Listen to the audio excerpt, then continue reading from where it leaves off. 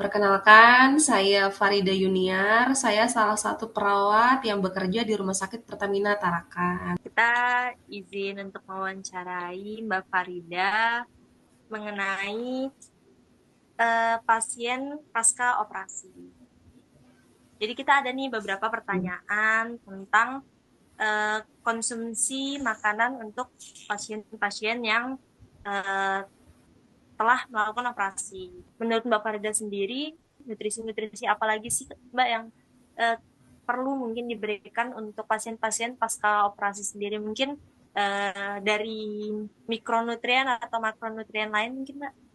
Kalau untuk pasien pasca operasi ya, yang paling utama sih lebih ke protein. Karena kan kalau operasi itu kan pasti ada jaringan yang rusak yang diperbaiki dan butuh untuk memperbaiki jaringan baru ya. Jadi harus menumbuhkan jaringan yang baru. Jadi pertama-tama makanan yang paling utama diperlukan untuk pasien pasca operasi adalah protein seperti tempe, tahu, ayam, daging sapi, kedelai, kacang-kacangan itu tuh perlu banget. Jadi protein tinggi itu sebenarnya adalah makanan utama untuk pasien pasca operasi karena dibutuhkan untuk membentuk jaringan baru yang rusak pasca pasien operasi. Nah, untuk pertanyaan selanjutnya, tadi kan kami sudah banyak insight, pengetahuan tentang pasien pasca operasi, dan dari sisi point of view-nya tenaga kesehatan merawat setiap harinya pasien pasca operasi.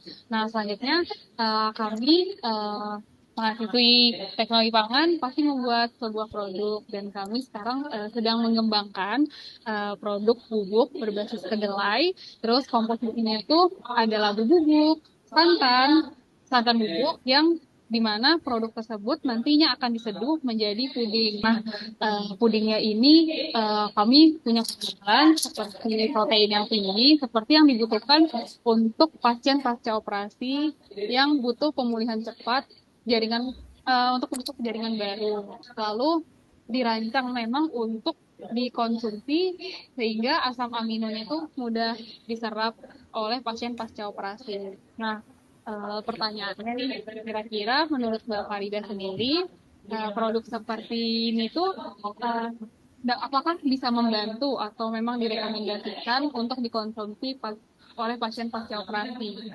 Iya, kalau kedelai itu kan proteinnya bagus, bagus untuk pemulihan pasca operasi. Terus labu juga bagus untuk pemulihan pasien pasca operasi karena mengandung serat juga.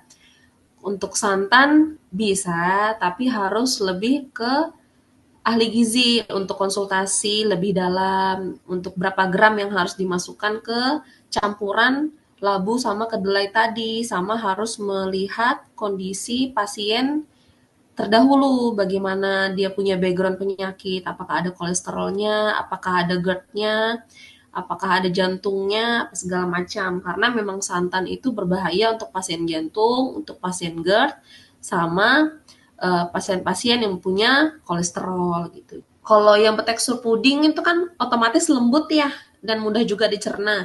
Jangankan pasien pasca operasi, anak-anak bayi pun suka, anak-anak balita pun suka. Jadi otomatis untuk pasien pasca operasi bagian pencernaan pun kayaknya mungkin lebih mudah deh untuk mencerna ini. Apalagi isinya kan ada kandungan protein, ada kandungan labunya juga, sudah komplit ya. Ada lemak baiknya juga, ada protein dan seratnya juga. Jadi sangat-sangat bagus sih, mungkin bisa-bisa sangat direkomendasikan untuk pasien pasca proses pemulihan untuk pasien pasca pencernaan, operasi pencernaan. Apalagi dimasukkan dalam bentuk bubuk ya, tinggal disiram air panas aja berarti ya makanannya. Itu sangat-sangat instan sih.